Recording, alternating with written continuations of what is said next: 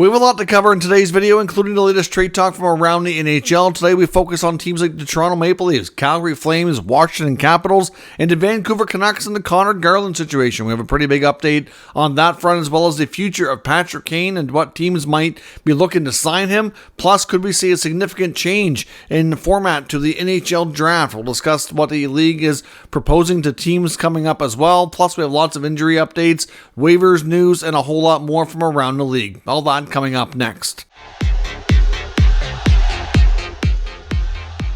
So welcome back to another video here at Top Shelf Hockey. As I mentioned, we have a ton of stuff to cover today, so let's dive right in and get started. In case you missed it earlier, I did have a video out with a little bit of news from earlier in the day, just to quickly recap what was discussed there in case you missed it. Montreal Canadiens forward Kirby Dach has been confirmed to be done for the season. The Habs have confirmed the injury that we speculated about yesterday with the ACL, MCL tears that require surgery.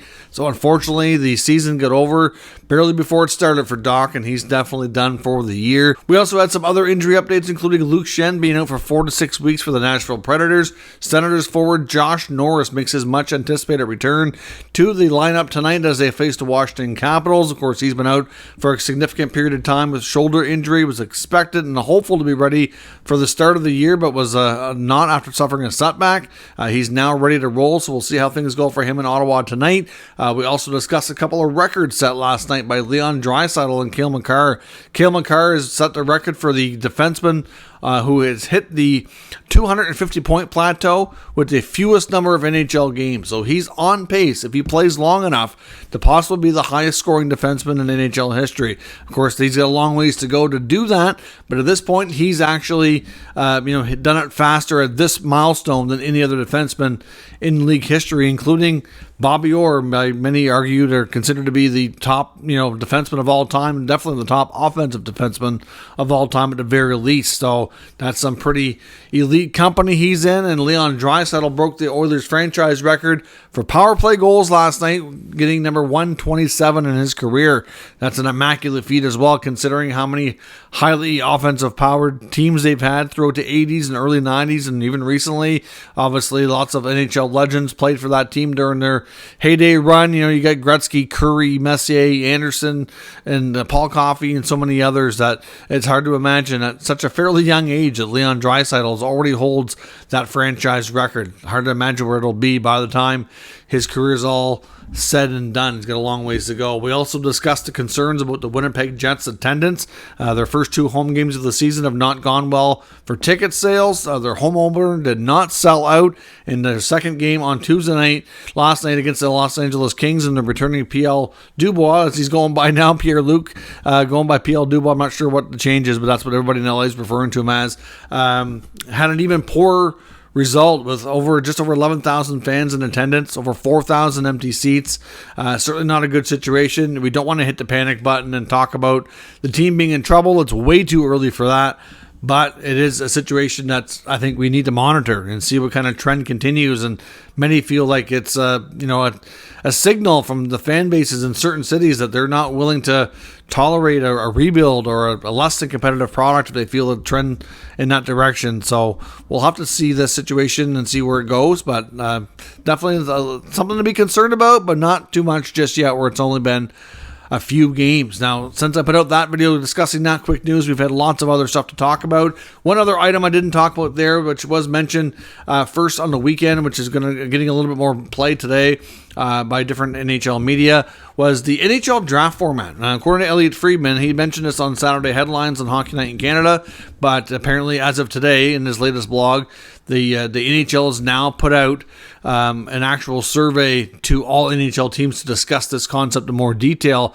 So essentially, the NHL is considering changing the format of the draft, changing the format, not to how the players are selected or anything, but the actual, how it's run in person, to be more of a NFL NBA style draft, like what they call a decentralization. So essentially they're the teams and they're the big tables you see with all the GMs and the scouts and everybody that needs to be around making decisions essentially wouldn't be there at the draft. They could be back in their home offices, in their home cities, in their own little war room in their rink or wherever they operate from. And the only thing that would be in person would be the prospects. You'd probably see more of a style like, think about the NBA where you got the commissioner going up on stage announcing every pick. There'd probably be something along those lines. Then, of course, the player would get like a jersey and a hat, essentially, go up on stage and then be whisked away. And I'm sure there would still be a fair bit of media there. I know the NFL and the NBA drafts seem to be pretty well received by their fans. I don't know. I mean, the NHL one to me is a unique experience. Now, the kind of rationale here by some NHL executives to kind of throw this out there as an option, I guess, is the fact that the NHL draft and NHL free agency are usually quite close together. And if you look at last year and this year coming up, there's only a matter of like a couple days in between. And I guess they're saying that they need more time to prepare, and obviously lots of travel, and to get their whole staff in one city. It just kind of makes it challenging, they say. So I guess that's the reasoning behind it, and they see what other big leagues around pro sports are doing, and the NHL is kind of like the little brother to some of these leagues because they're not as large and powerful as like the NFL, for example. So to take their lead, I guess kind of makes sense in a sense, but personally, I hope they don't change it because I think it's a unique experience and it's a whole different situation. The player gets to actually go and see, talk to the team that drafted them, and it's a whole different experience. And not only that, you get everybody in person. You usually get a lot of trade activity at the drafts, and having everybody in one building like that, makes it a lot easier and encourages a lot of teams to talk, and you get more either trades consummated or at least ideas floated around that consummate later. To me, it's the whole format. I really like it. Of course, if I was an NHL executive, maybe I'd feel differently. But I guess at this point, getting a survey out to all the teams to see how they all feel about it. They're just gathering info at this point. At this rate, it seems the most likely timeline, if it did change, would be to look at like a 2025 draft format. So we'll see what they do. Love to know what you think. If you're a fan of the other sports and you watch a lot of NBA and NFL and you watch and follow their draft, how do you think it compares to the NHL? Both think about it more from a viewer entertainment perspective. Do you think the NHL should make changes from a player perspective? What do you think what's the best experience? And I'd love to know what everybody thinks down in the comments. Some other news that came out after we recorded the video earlier as well was from the waiver wire. Keith Kincaid of the Devils was on waivers. He has cleared, and as suspected, he, because of his contract, will not go directly to their AHL team. He will be loaned to the Chicago American Hockey League team and play for the Wolves while he's in the AHL, because he does have a contract with them. So when he's not with New Jersey, instead of going to the Devils farm team, he'll be in Chicago, since he has a direct sense or an independent franchise now. And new on waivers today, Carl Plasak, who was involved in a trade between the Canucks and the Penguins yesterday, is on unconditional waivers for the purpose of contract termination. So obviously, he wasn't a player that was likely coming back to the NHL, and his new team has talked to him and terminated this deal. I'm surprised it never happened before, to be honest. Maybe they just waited to make it easier, because obviously there's maximum number of contracts teams can hold, and maybe trading that contract made things easier, but I guess terminating it would make it easier too. I'm not sure. It just seems kind of a weird thing, but anyways, he was just traded between the Canucks and the Penguins, and he definitely isn't coming back because he won't have a contract anymore as of tomorrow once everything clears. A few more injury updates that came through in the news cycle as well this afternoon. Gabe Vilardi of the Jets, unfortunately, early in his career there, after getting traded in the Dubois deal, he's expected to be a big part of the Jets, and he's going to be out 4 to 6 weeks.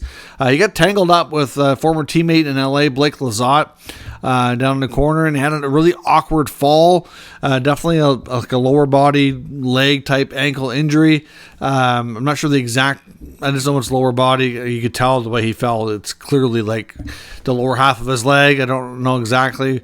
Well, I believe it's an MCL sprain, so it's a knee issue. So he's looking at a 4 to 6 week recovery.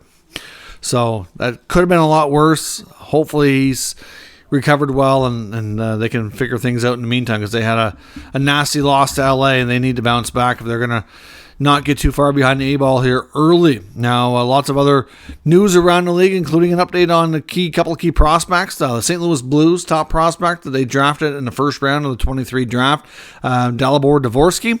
He was playing in the SHL, and the combination of his agent and the Blues, they've decided that that's not the best experience for him to develop this year. Things weren't going great. I don't know exactly what the issues were, but they've decided that he's coming to North America and he's going to play Canadian junior hockey. Now, his rights are owned by the Sudbury Wolves in the OHL.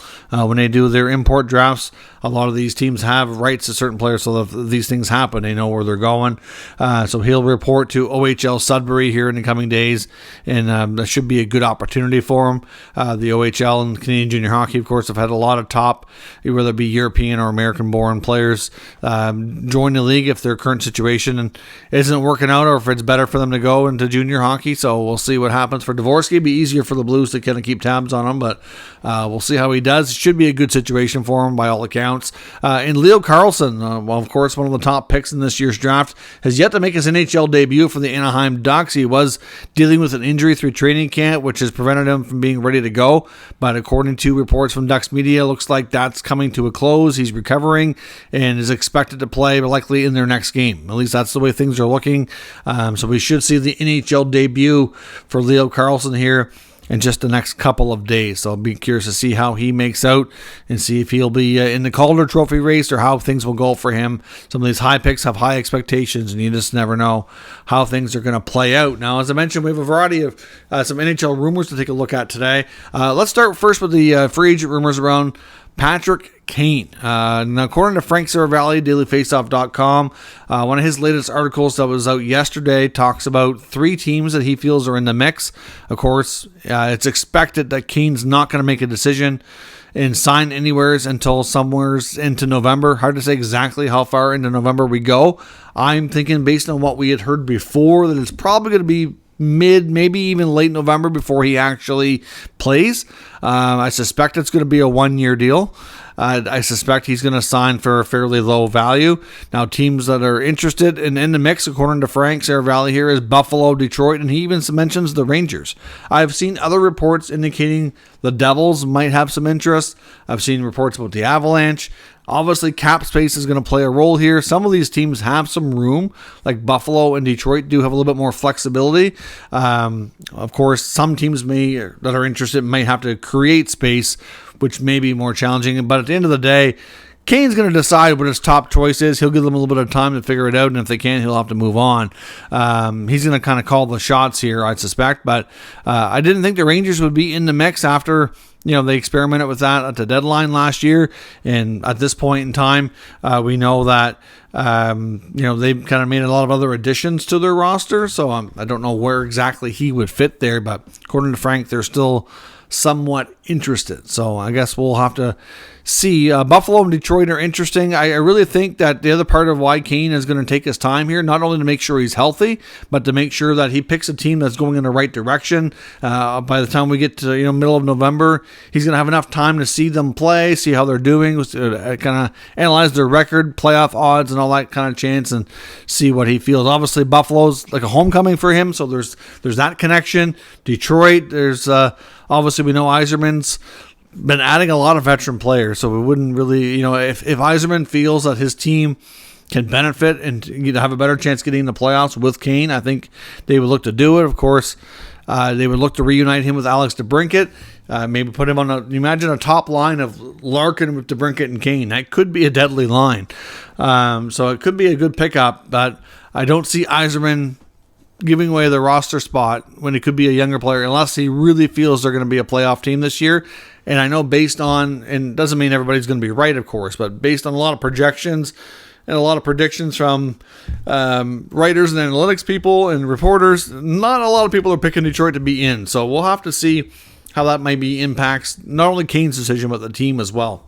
So we'll see. The Calgary Flames, according to Dave Pagnotta, are really very much exploring the market for Danny Vladar, the goaltender, who's currently backing up Markstrom right now. They have Dustin Wolf in the AHL, who they'd love to have on the NHL roster and give a well-deserved opportunity to, but they can't take the chance of losing somebody on waivers. So at this point, Wolf is still waivers exempt for another season, so he can go down and kind of patiently wait while they clear the room and find a spot for him here. So there's certainly enough teams out there that are looking for help between the pipes, including the Los Angeles Kings, to name one.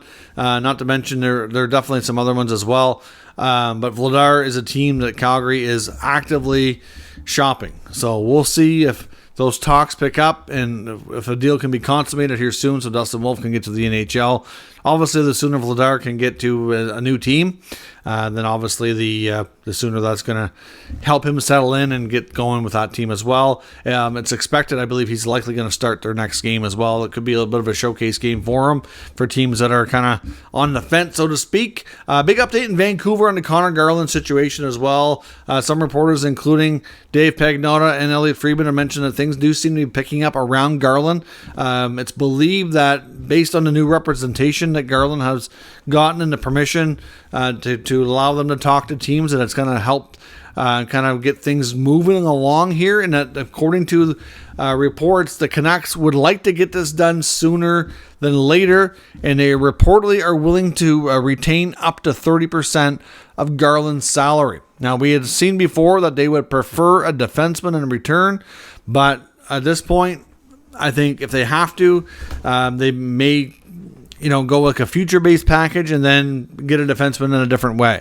The other defenseman could end up becoming Ethan Bear as well, but we don't know exactly when he's going to be ready to play. I think it's going to be a while yet, so they still might look to garner some depth through a trade here if they can. As we mentioned, the teams that are being linked to Garland include the Predators and the Jackets. The Jets have been mentioned. I wonder with Vilardi's injury if that'll change things for Winnipeg to maybe increase the talks there to get something done. The Jackets and Predators have been looking for this type of player both for some time, so it's hard to say. They both have defensemen that might interest Vancouver, either Fabro with the Preds or Boqvist or Peak with the Jackets. And there's also mentioned the Capitals. Now, the Capitals, of course, are a team that's looking to, I guess you could say, bounce back from last year. They had a rough first game of the season, bounced back, and to me, as much as they didn't really deserve to win after a bad start, they found a way to come back and beat the Flames in a shootout the other night. So they're currently 1-1 on the season. They're playing Game 3 tonight against the Sens. They have a bit of a different looking lineup tonight as well. But they are heavily in the mix, according to some reports, for a top 6 forward, and Garland is one of those guys that are kind of on their radar.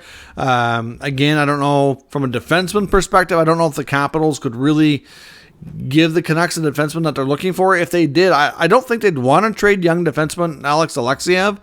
But as much as I think Alexiev has earned himself a regular spot, he always seems to get overlooked there in Washington. He's a former first rounder.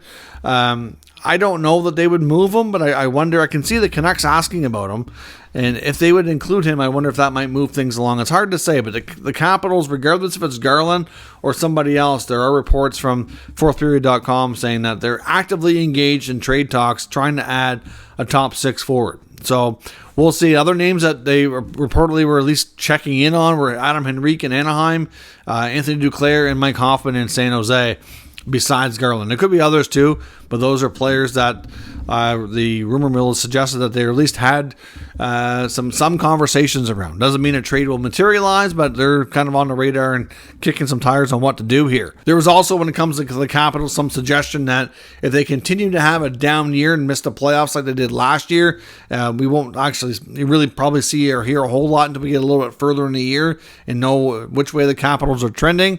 But if they are trending out of the playoffs, there are some that suspect that a player like TJ Oshie may garner some good amount of interest at the deadline. He has this year and one more left, so it would be a player that it wouldn't be just a rental situation. And certainly somebody with a lot of experience, a Stanley Cup to his name. Doesn't mean he'll move. I believe he does have some trade protection in his contract, so he may have some say over that as well. But there's just the Washington media suspect he's going to be getting interest. Doesn't mean a move is going to take place, but teams would come calling if Washington's out of the mix, because they certainly have some assets there that might be interesting to other teams. So we'll see where that goes. Elliotte Friedman also mentions in his new 32 Thoughts blog today that he feels that the Leaf forward Nick Robertson, who's actually had a really good start to his time in the American Hockey League after passing through waivers and being demoted, that if he's not given an NHL opportunity sometime in the near future, that he feels that there's a pretty good chance he's going to ask for a fresh start and likely want to get a trade to go somewhere else. Of course, we can't confirm that 100%. He's not saying he wants out right now,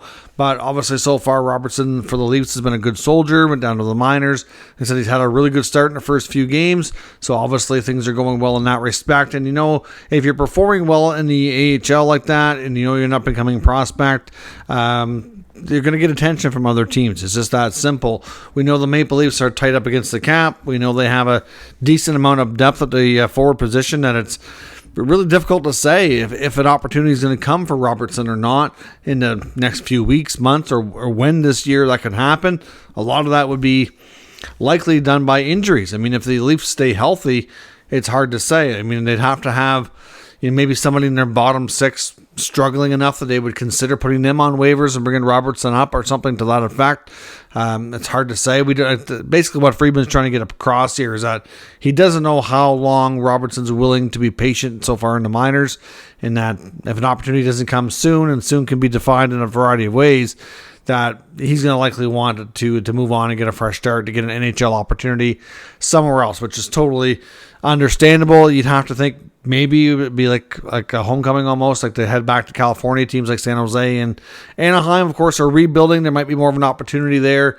And, hailing from that state of California might be an intriguing, interesting option for him. He hasn't been linked to those teams here as of yet, but you'd have to think that they might be teams that I would take a look at this, considering where they're at with their rebuilds, and it would be a good fit for him too, just from a family perspective. So we'll see where things go, but Nick Robertson, if he doesn't get an opportunity soon, could be on his way out of Toronto. Of course, that's all your news and notes for today. As I mentioned, check out the video from earlier as well if you want more of an in-depth analysis on the other news we discussed briefly at the beginning of this video. And if you're new to the channel, make sure you subscribe and stick around. We'll keep you up to date with all the news, rumors, and analysis of all 32 NHL teams. Thanks very much for watching, and I'll catch you next time.